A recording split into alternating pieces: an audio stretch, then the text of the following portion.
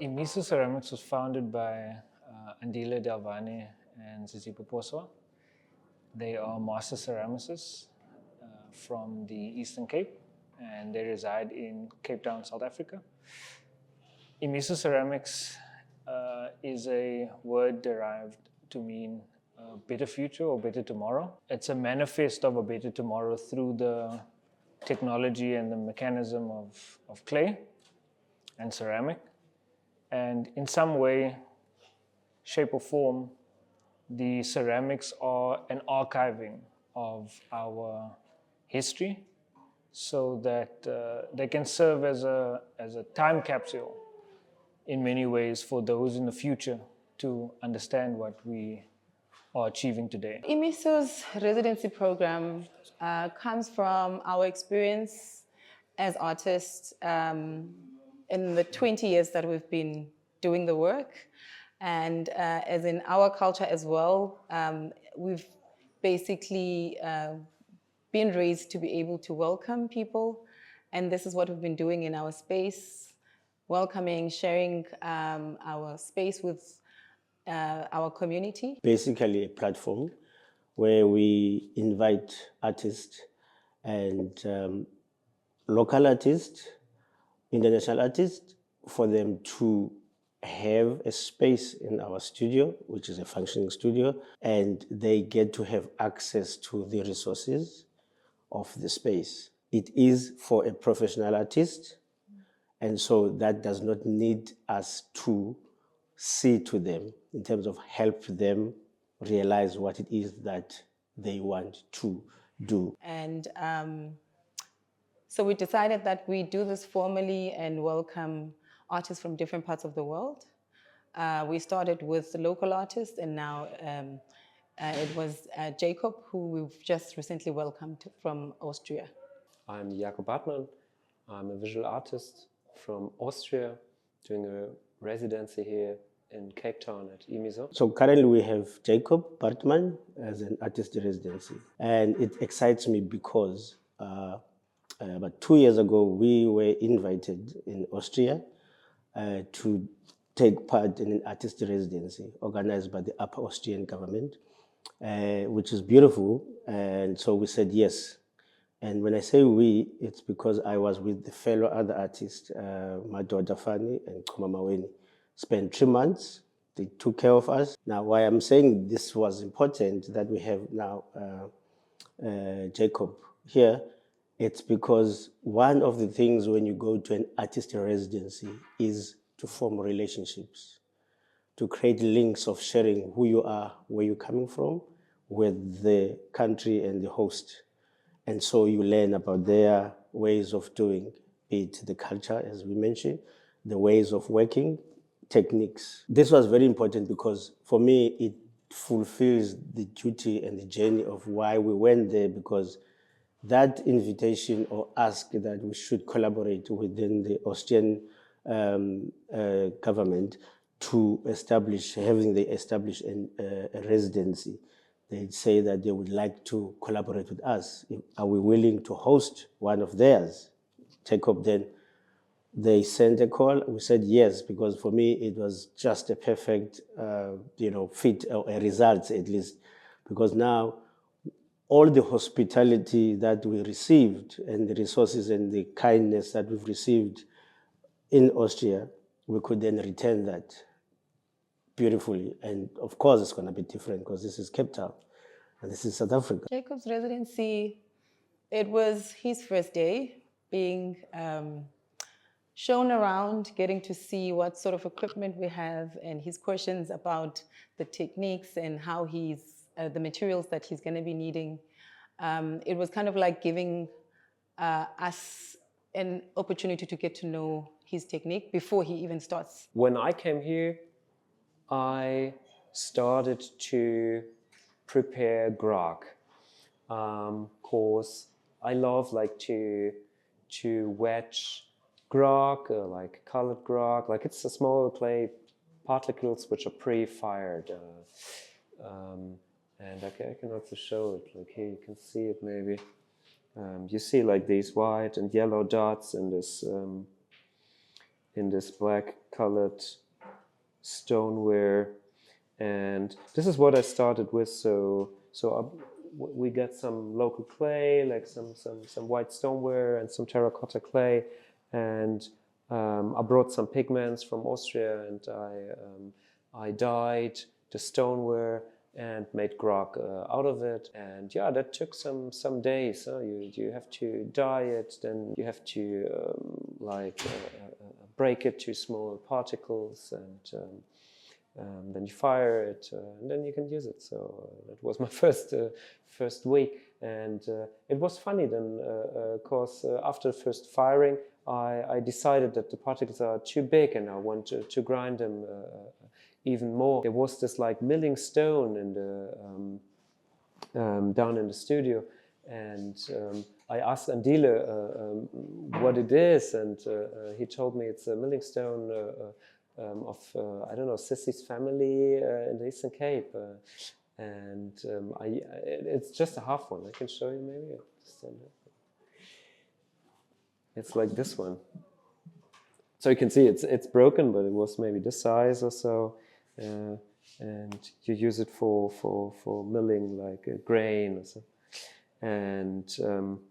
and I used it for grinding my grog. So that was quite fascinating, and we know it as a grog, which is the fired clay that you mix into some of the clay to make it harder or to make it have a texture. We are aware of that. You can buy that ready-made, but he was creating his own, and particularly it had the intention of having a particular color, and so that was fascinating. And then, of course, then his theme was fascinating because we're very familiar, but in his perspective, it's different how his take to the silo or to the storage vessel and so on and so on. So for me, already it was so beautiful because this is a subject that I'm familiar with as well. But in terms of how he articulated, how executed, and how open he is to the information and change how this could tend to be, that was quite beautiful. So this is what excited about it. So I was able to just concentrate on my processes without having disturbing things around. What I found interesting that I did a lot of like cycling here, and that also informed my pieces a lot.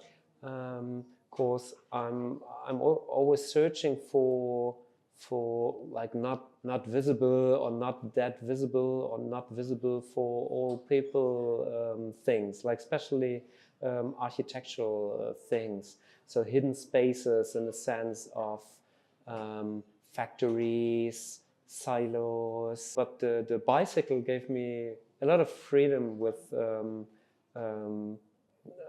seeing more hidden spaces or driving around the city, because I felt very safe and comfortable on the bike. And I found like beautiful spaces on the bike. Like I drove along the coast, but before you reach the coast, you have to drive through Woodstock, which was a very industrial space, I don't know, 10 or 20 years before, with a lot of factories, and so it was beautiful to explore these spaces by bike. I also started running some weeks ago. Yeah, it's nice. I normally don't do sports at all, but it felt good, like to go for a run in the evening. Some of the processes of him creating, looking at one of his shapes that he's created, which is derived from a corrugated zinc. And this is a material that we use a lot here in South Africa. And due to his visit in the location, he got to experience some of it used for as a housing method. Yes, and that's one of the special pieces that I love from his forms that he's created from here. Yeah, since the first days I arrived, I was very confronted with the concept of ancestors, or like confronted with my own ancestors. So I thought a lot about that, and I think I thought about that a lot, because what I met here was a very living community, like people who are meeting also after work and sharing thoughts. So I tried to keep this research about the containers, the silos, the vessels. So like the vessel is very important for me, like coming from the applied ceramics from like doing an apprenticeship as a potter, really. So the functional vessel or the cup or so were very important in that. And then when you're going to art, you figure out that you can fill a container with everything. You can fill a vessel with thoughts, with concepts, with whatever. And for me, a very stunning vessel was the studio here also, like filled with inspiring people and with a lot of new and different cultures I lived in, new concepts, new ideas, and especially this idea of preserving the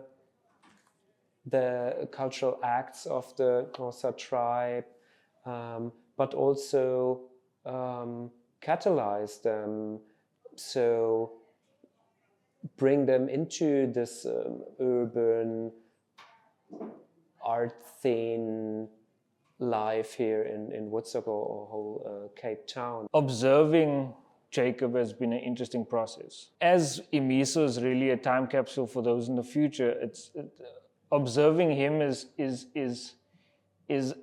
in some way, shape or form its own time capsule. And speaking to him is its own time capsule, because it is like speaking to someone who's representing my ancestors. And so when we speak, a lot of my statements as a curator come across as a question, because I'm going, okay, you as an artist, I think this would be interesting to do. That would be a normal way of phrasing that. But then I go, you as an ancestor, I would say, do you think this is interesting to do? The experience of being a person is being a silo, which is to mean that each of us requires to be a silo at some point in time. We require to be alone. As much as we are community creatures, we do need to have a space within ourselves that we can discover ourselves and that we can rediscover ourselves. And that does require us to really be a silo in order to do that. It requires silence. It requires internal introspection. It needs us to be, in a sense, non-community. And it made me come up with the question again, because I'm speaking to my ancestor, is that perhaps we should we be silos at some point in time, so that we know who we are when we contribute to a community. Because if we just contribute without introspecting, then what are we adding really at the end of the day to this community? The show is giving me a new light on what it means to go into your internal fortress of solitude and understand that this is a place that if you pray in it and you find it and you craft it, when you come out of it, you can really contribute confidently to the community that you are conserving through clay. One of the key things of residency, when you invite such a person, is that this studio get to learn something. So that's how we enrich ourselves. That's the benefit. Well, it's just being able to commune together, exchange ideas, and also a bit of our language. The Tamago that he now can speak, and understanding the meaning behind our names, and just how we get to share what we have amongst each other, including him as well. Yeah, that was special to be able to have an exchange with him, and for the fact that it's his first time in South Africa, and get to experience not just myself and Andile, but engage with the team as well. We've got a production team that we work with. We've got administration team, marketing team. So he got to fit in and became part of the family. This speaks to the culture of the studio, ceremonial culture of the studio, to be specific, as we do celebrate milestones. And so Jacob's arriving here, we had to have a celebration. We had to have a certain milestone, initiation, if you may. And it was a good time because we're celebrating South African heritage. And so we then had a naming ceremony for him. And so you get the name by us observing you as you are this new person arriving in our space. We observe your behavior. It could be a funny name. It could be, it may be funny, but it means something, and you may be guided to follow what that means because the intention is good. So we were watching him the other day. We love music, we jam and everything. And so he played Ludwig's guitar. Well, he can play some guitar and can sing a bit.